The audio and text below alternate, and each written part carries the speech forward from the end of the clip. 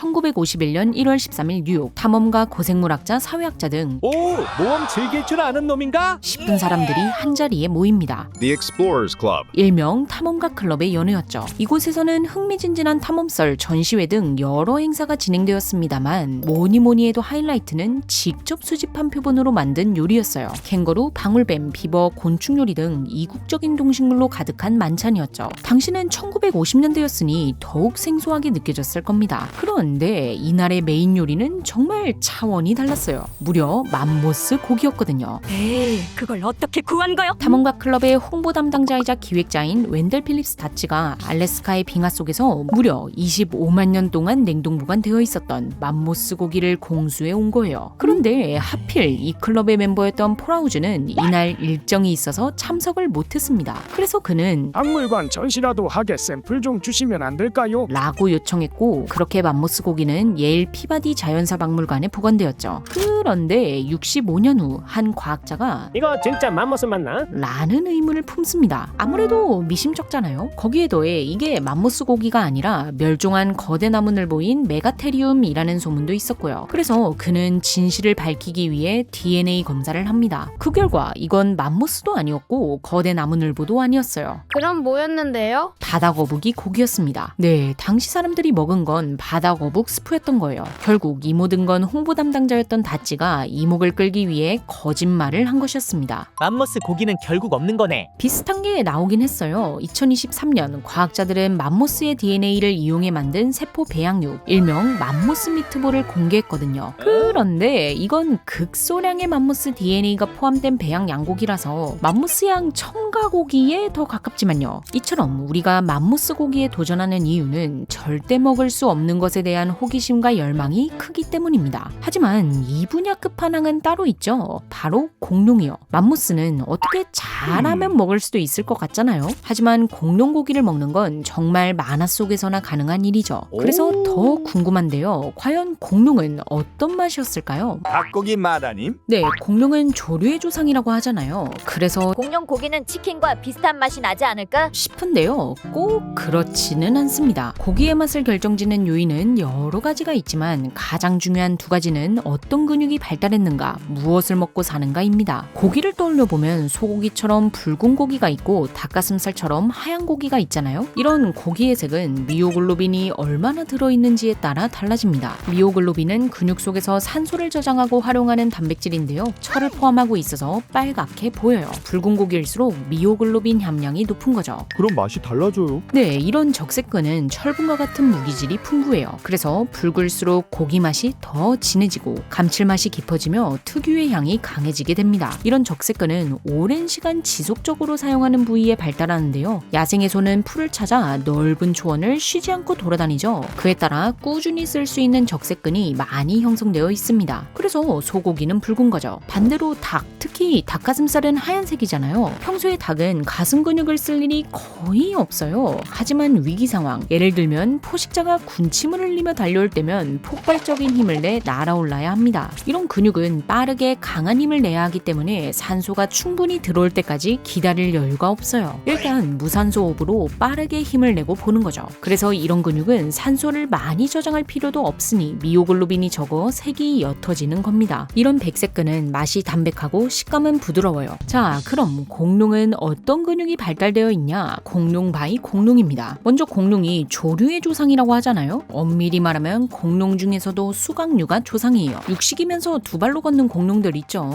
티라노사우루스나 벨로시랩터 같은 애들이 수각류입니다. 수각류의 맛은 기본적으로 조류의 맛과 비슷할 거라고 보고 있어요. 그런데 조류도 맛이 다 다르잖아요. 이처럼 수각류도 맛이 조금씩 달랐을 겁니다. 쪼꼬미 벨로시랩터의 경우 이름 자체가 날쌘 도둑이라는 뜻이거든요. 즉 얘는 가벼운 몸과 스피드가 장점이었을 가능성이 높습니다. 사냥을 하거나 포식자로부터 도망을 칠 때 폭발적인 스피드로 달릴 일이 많았다면 백색근이 발달했을 겁니다. 따라서 그래서 닭과 비슷한 맛이지 않을까 추측해 볼 수 있죠. 닭이라니 군침이 싹. 그런데 여기서 중요한 건 우리가 먹는 닭은 오랜 시간 사육을 통해 맛있게 개량된 종이라는 거예요. 야생닭은 이렇게까지 맛있지는 않습니다. 벨로시랩터도 마찬가지일 거고요. 흰 실몽. 하지만 티라노사우루스처럼 큰 육식공룡은 완전 달랐을 겁니다. 먼저 이렇게 덩치가 크면 적색근 비율이 높아지는 경향이 있어요. 왜요? 자신의 무거운 몸을 지탱하고 움직이는데 많은 에너지가 필요하거든요. 그만큼 산소도 많이 필요하니 적색근이 발달하는 겁니다. 따라서 사냥을 할 때 강한 힘을 내야 하는 뒷다리처럼 일부 부위는 백색근이 발달했을 수 있지만 전체적으로는 적색근이 많았을 가능성이 높습니다. 티라노랑 비슷한 조류로는 독수리가 있는데요. 얘는 장시간 날아다니며 먹잇감을 찾기에 적색근이 발달해 있거든요. 그래서 전반적으로 독수리와 비슷한 맛이지 않을까 싶습니다.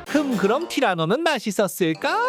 저는 맛없다에 한 표 던질게요. 엥, 왜요? 고기의 맛을 결정하는 두 번째 요인은 뭘 먹느냐인데요. 생각해보면 우리가 먹는 소, 돼지, 닭, 양은 모두 초식 혹은 초식을 주로 하는 잡식동물이잖아요. 우리가 육식동물을 먹지 않는 이유는 기생충, 질병, 사육의 난이도, 종교 등 여러 이유가 있습니다. 하지만 솔직히 보고도 먹는데 정말 천상의 맛이라면 휴먼은 이런 단점은 다 극복해버리고 어떻게든 먹을 거 아니에요? 즉 육식동물은 그 정도까지 맛있지는 않은 겁니다. 육식동물이 다른 동물의 고기를 먹으면 체내에 특정한 지방산과 단백질 대사 부산물이 축적돼요. 이런 성분들은 풍미를 풍부하게 만들지만 자칫하면 특유의 누린내나 비린내를 유발하죠. 그래서 곰이나 사자, 호랑이 고기도 조리를 잘 하지 않으면 누린내 때문에 먹기가 힘들다고 하고요. 이런 이유로 티라노 고기도 누린내가 좀 나지 않을까 의심해 볼 수 있는 거죠. 하지만 모든 육식동물이 맛없는 건 아니에요. 악어의 경우 누린내도 적고 맛이 좋아 인기가 많거든요. 무슨 맛인데요? 돼지고기랑 비슷하기도 하고 닭고기랑 비슷하다는 평도 있습니다. 그런데 한편으로는 티라노의 고기가 악어랑 비슷할 것이라는 주장도 있거든요. 둘 다 최상위 포식자고 티라노는 파충류스러운 면도 있으니까요. 이걸 조합하면 티라노는 악어, 독수리, 맹수의 고기 그 중간 어딘가이지 않을까 싶네요. 고람은 초식 공룡은요? 초식 공룡은 크게 아파토사우루스, 브라키오사우루스처럼 목이 길고 거대한 용각류, 트리케라톱스, 스테고사우루스, 이구아노돈처럼 상대적으로 작은 조반목으로 나눌 수 있습니다. 그런데 얘네들은 조류의 조상이 아니거든요. 그럼 누구 조상인데요? 없어요. 그냥 멸종해버려서 후손이 없습니다. 그러다 보니 고기 맛을 상상하기가 조금 더 어렵죠. 그래도 생활을 바탕으로 추측해보자면요. 브라키오사우루스처럼 거대한 동물은 빠르게 뛰어다니기보다는 주로 천천히 걸어다녔을 겁니다. 거기에 덩치도 진짜로 산만하니 여러모로 적색근이 발달했을 가능성이 높아요. 따라서 붉은 고기의 맛이었을 겁니다. 그런데 당시 초식공룡들은 주로 양치식물, 소나무와 같은 침엽수, 소철 등을 먹었거든요. 이는 아주 질기고 섬유질이 많습니다. 이런 식단은 강한 풍미, 그러니까 누린내 혹은 야생의 맛을 낼 가능성이 높거든요. 노루, 고라니처럼요. 그래서 또 먹고 싶은 맛은 아니지 않을까 싶습니다.